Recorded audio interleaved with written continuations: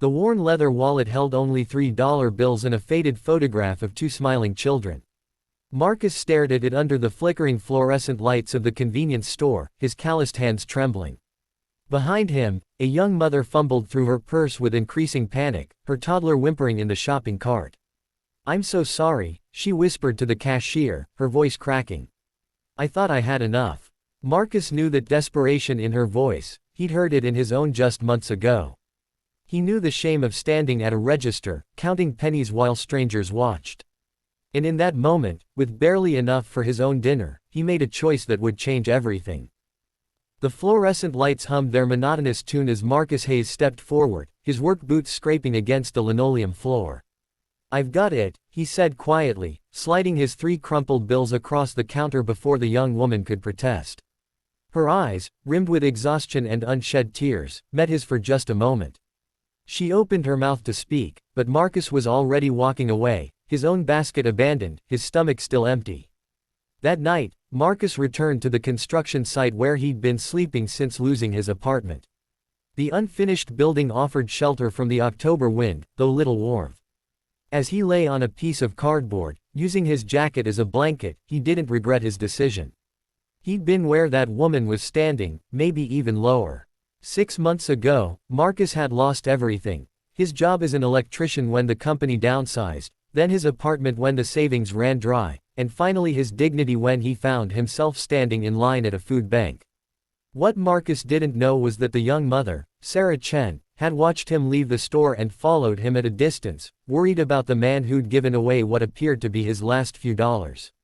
When she saw him disappear into the construction site, her heart broke. That night, she couldn't sleep. She kept thinking about her own struggles, the medical bills from her daughter's hospital stay, the shifts she was juggling at 2 different restaurants, the constant fear of not having enough. Yet this stranger had given her his last dollars without hesitation. The next morning, Sarah did something unexpected. She wrote about Marcus on a community Facebook group, not knowing his name but describing his act of kindness and where she'd seen him go. "Someone helped me when I had nothing to offer in return," she wrote. "Now I want to help him. He's sleeping at the construction site on 5th and Main. He gave me his last $3. Who wants to join me in returning the kindness?" The post spread like wildfire through the small Ohio town of Riverside. By noon, it had been shared 300 times. By evening, something remarkable began to happen. Jenny Morrison, who owned the local diner, printed out the post and taped it to her window. Tom Bradley, who ran the hardware store, started collecting donations in a jar by his register.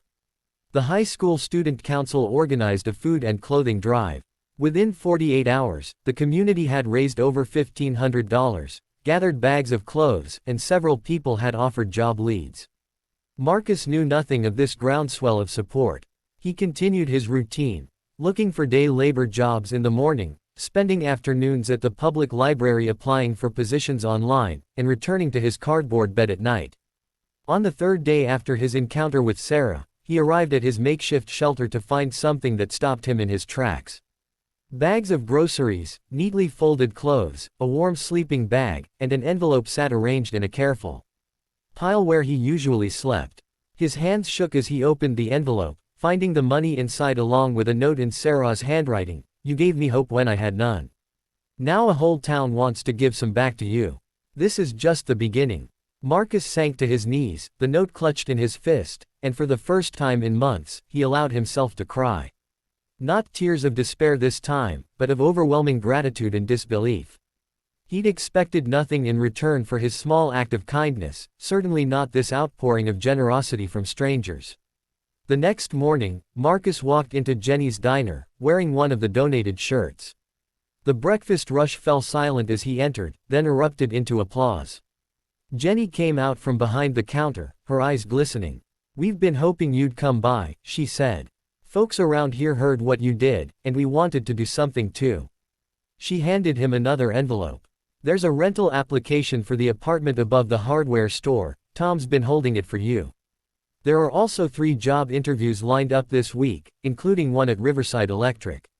And Marcus, breakfast is on the house. Today and every day until you get back on your feet." Over the following weeks, Marcus's life transformed in ways he never imagined possible. He got the job at Riverside Electric, moved into the small but clean apartment, and slowly began rebuilding his life. But something had fundamentally changed inside him. He'd experienced both the crushing weight of poverty and the lifting power of community generosity. He understood now that kindness wasn't about the size of the gift but the willingness to give when it cost you something.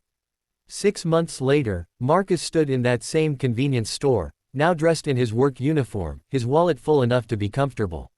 He watched as an elderly man ahead of him counted coins for a loaf of bread, coming up short by $1.50.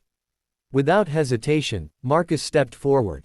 "I've got it," he said, the words now familiar on his tongue. But Marcus didn't stop there. He started volunteering at the food bank where he'd once stood in line. He organized a fundraiser at Riverside Electric to support families facing eviction. He visited the construction site where he'd once slept and left care packages for others who might be seeking shelter there. His coworkers began calling him, "Pay It Forward Marcus," and the nickname stuck. Sarah Chen, whose own life had stabilized with a better paying job and manageable payment plans for her medical debt, often joined Marcus in his volunteer work. They formed an unlikely friendship, bonded by that moment in the convenience store that had catalyzed so much change. Together, they started a community initiative called $3 Forward, encouraging people to perform small acts of kindness without expecting anything in return. The local newspaper ran a feature story about Marcus and the chain reaction his simple act had created. The story was picked up by regional news outlets, then national ones. Letters and emails poured in from across America, people sharing their own stories of struggle and kindness, of hitting rock bottom and being lifted by unexpected generosity. On a cold evening 1 year after that fateful night in the convenience store, the town of Riverside held a community gathering. The mayor presented Marcus with a key to the city, but what moved him most were the faces in the crowd. People he'd helped, people who'd helped him, and people who'd been inspired to help others. Sarah stood beside him, her daughter on her hip, both smiling widely. When Marcus was asked to speak, he kept it simple, his voice steady but thick with emotion. "A year ago, I had $3 and gave them away. I thought that was the end of something, but it was really the beginning.